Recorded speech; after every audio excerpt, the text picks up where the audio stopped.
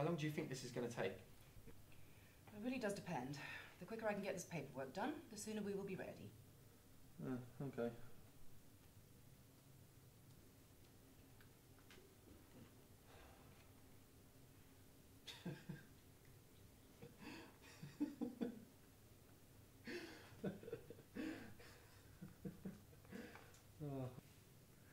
I'm just laughing at a joke I had last night.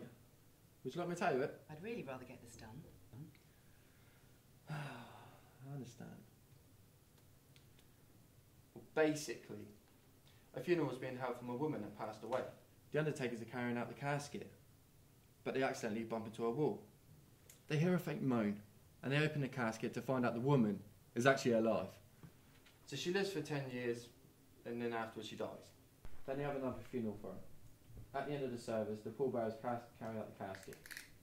As they are walking, the husband cries out, "Watch out for the wall!"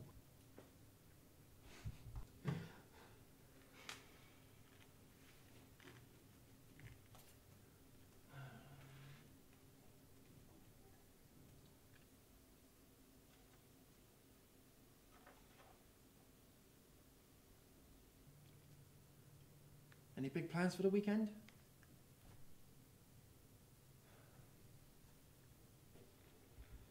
Okay, well, clearly you're not in the mood for a conversation, so I'm just going to talk. You don't have to reply, but if you could at least try and treat me like a human being, I'd be grateful.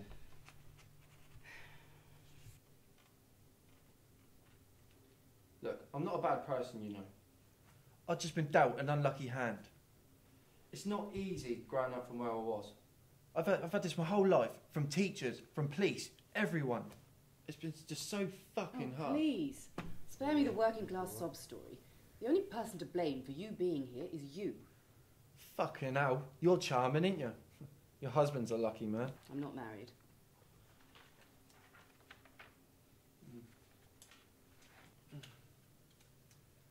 Emma Sharkey. I have a daughter, you know. Her name's Emily. Mm-hmm. Yeah, look. Yeah, I got this a month after she was born. It always reminds me why I'm here. I know that no matter what happens, I always have my daughter's love. Do you understand? No, I don't understand. I think it is a juvenile and meaningless gesture that is shrouded with misguided sentimentality, insincere emotions, and completely unnecessary ostentation. I think it is tacky, tasteless, and cheap, and it reeks of self-importance and narcissism. Emily should have a capital E. It doesn't matter. We both have a deep connection, that's what my tattoo tells me. It is ink embedded beneath your skin.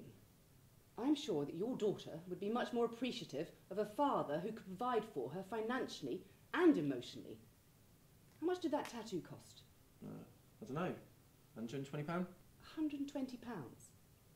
Given your financial situation, a month after the birth of your first daughter, you felt that £120 was best spent on a tattoo for yourself? Fuck this! I never came here for a lecture. No, Mr. Craig. You came here for legal counsel. I'm sorry, but I don't really think you appreciate the seriousness of this situation. Of course I fucking do. I'm trying to lighten the mood a little bit. Perhaps you could focus a little more of your energy on your defence and a little less on lightening the mood. I did it for her, you know. Mr. Craig, your motives are really of no concern to me.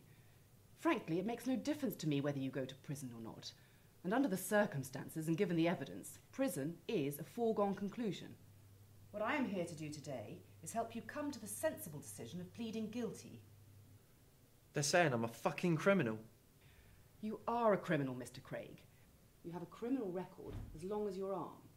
Police testimony of you fleeing the scene and resisting arrest, CCTV footage placing you at the scene on the night in question, and 4 witness statements all identifying you as the culprit.